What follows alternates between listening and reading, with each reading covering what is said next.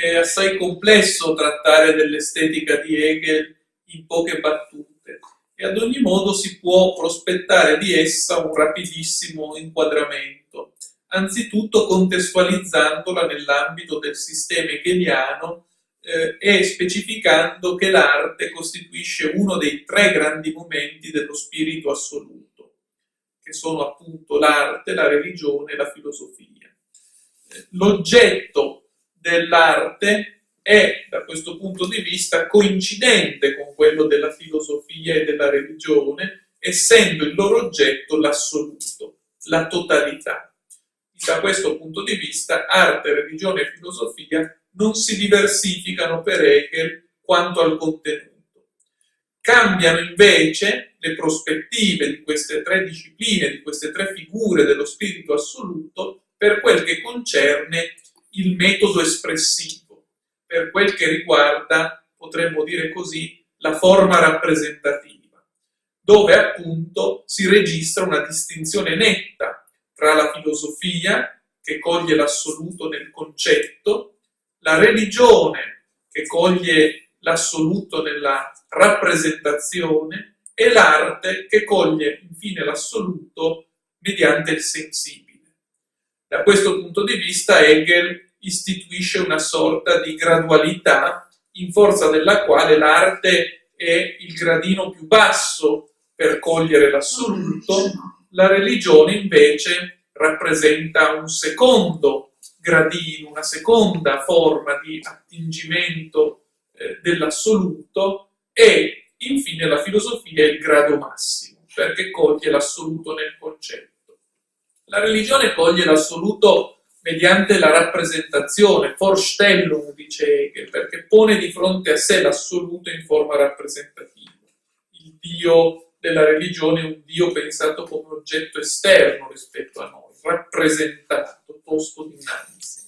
La filosofia invece è la forma suprema dello spirito, perché mediante il Begriff, il concetto, supera la dualità soggetto e oggetto e coglie l'identità soggetto-oggettiva mediante appunto il concetto, che è ciò che abbraccia in un'unica unità soggetto e oggetto. L'arte dal canto suo, ed è quello che in questa sede più ci interessa, rappresenta dal punto di vista hegeliano la forma più bassa di coglimento dell'assoluto, in ragione del fatto che ricorre all'elemento meno adatto a cogliere l'assoluto, che è l'elemento sensibile.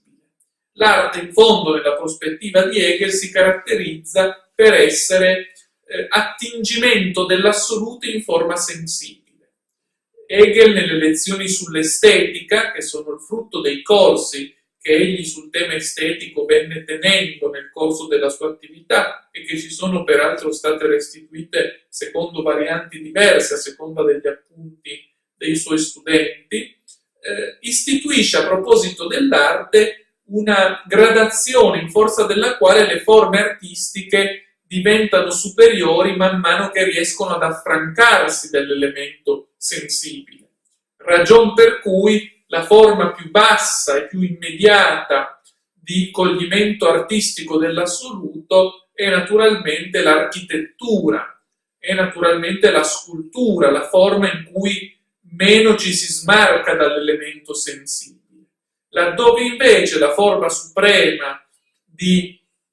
arte è quella in cui già l'arte tende a trapassare nella figura del concetto. Hegel assume la poesia come momento massimamente espressivo dell'arte, dove appunto già comincia a manifestarsi la concettualità filosofica. La musica dal canto suo, che invece Schopenhauer, contrapponendosi a Hegel anche sotto questo profilo, aveva assunto come forma suprema dell'arte, è da Hegel certamente valorizzata a più riprese e non di meno riconosciuta inferiore rispetto alla dimensione propriamente poetica.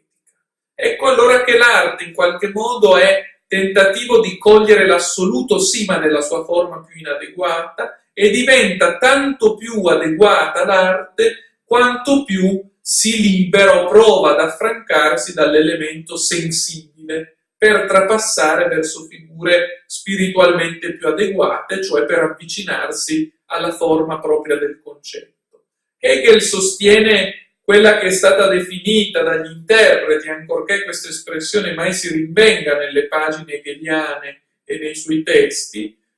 la cosiddetta morte dell'arte, espressione che invece si troverà esplicitamente in Benedetto Croce. Cosa si intende con questa espressione? Si intende essenzialmente il fatto che, ad avviso di Hegel, l'arte in qualche modo ha esaurito le sue possibilità, nel senso che ora è giunto il tempo della filosofia. Spetta alla filosofia, dice Hegel, assumere la guida del mondo e in particolare porsi come figura suprema dello spirito. Qui occorrerebbe risalire alle pagine della prefazione della fenomenologia dello spirito del 1807, allorché Hegel salutava l'avvento di una nuova epoca di gestazione e di trapasso che doveva portare alla sua altezza massima la filosofia come Begriff. Ora,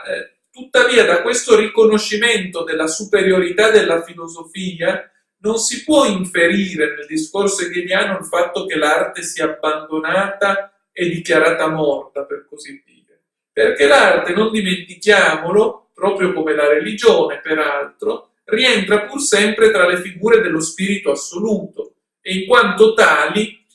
non sono soggette a un superamento, resteranno sempre forme di coglimento dell'assoluto, in quanto tale saranno sempre veritiere, ragion per cui Hegel non può essere considerato anche da questa prospettiva uno storicista. Diverso sarà ad esempio il caso di Croce, naturalmente, proprio in ragione del fatto che con lo spirito assoluto, in cui rientra anche l'arte, evita di considerare queste forme come transeunti, come destinate a essere superate.